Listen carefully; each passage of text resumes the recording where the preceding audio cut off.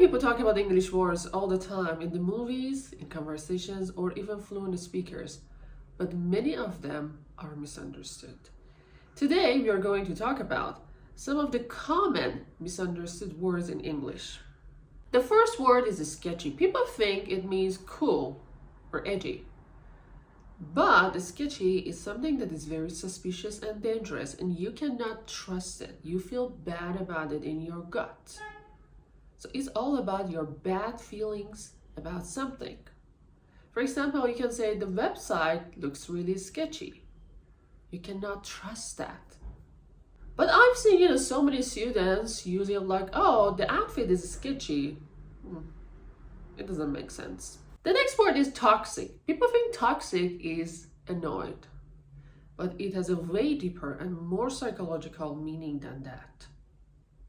Toxic is something that is harmful for your mental health. So it's not annoyed. For example, the relationship was so toxic, and after that I had to go to therapy. Or the work environment was so toxic, I have panic attacks now. But they say, oh, she's so toxic, I don't like her. Just because you don't like somebody, it doesn't mean that she or he is toxic. The next word is gaslight. People think gaslighting is lying, but it's not. Gaslighting is a form of manipulation. People make you believe that your reality is not true. People make you doubt your reality, and that is called gaslighting, just like the movie Gaslight. I highly recommend that to watch it to get the actual meaning of gaslight, because it is based on that movie. So people say, he gaslighted me by canceling the plans. It makes no sense. But the correct way of saying it is that, let's give you an example, a good one. For example, you come up to your parent and you tell them about the situation that happened in the past. And you were so sure about that, and you were harmed by that. And they say, no, it didn't happen. It didn't happen at all. This is called gaslighting. They deny your reality, and they say no.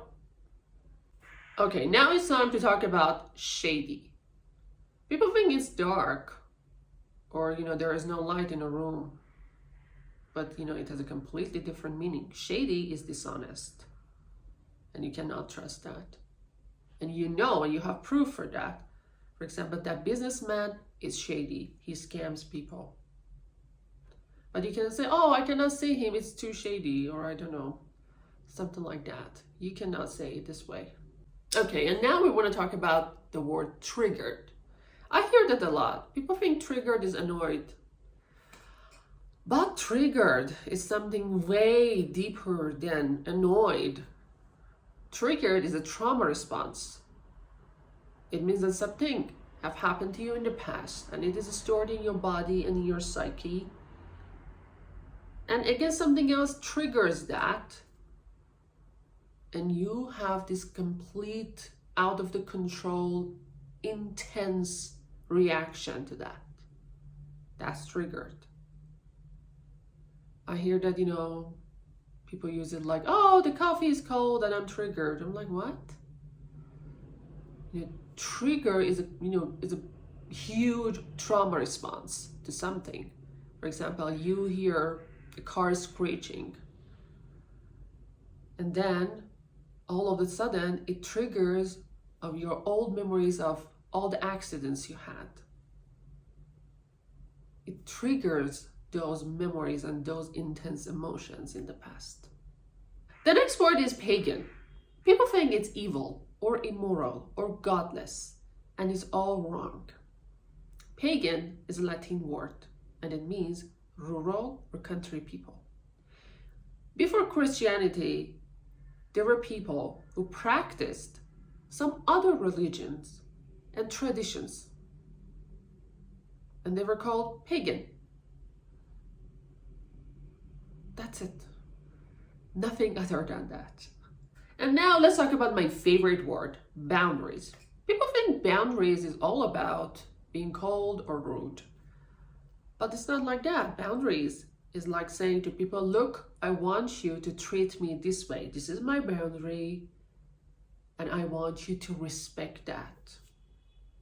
And I want you to care about me like that. It's not about being cold. It's a self-respect. So you say, oh, she's so unfriendly, she has boundaries. This is wrong. You can say her boundaries made her a successful entrepreneur. Permeate. People think it means that it smells strong. But no. Permeate is to spread through every part of something. They say her perfume permeated nice. That's wrong. Her perfume permeated the entire room. Now let's talk about disinterested. People think it means that it's not interested, and that's wrong. I've heard that they use it, oh, I'm disinterested in this topic. You know, disinterested means something is neutral and unbiased. For example, we need a disinterested third party to judge. By the way, if you like how I explain words people think they know, but they don't, I teach real English for real life in one-on-one sessions. The link is in my bio. See you there.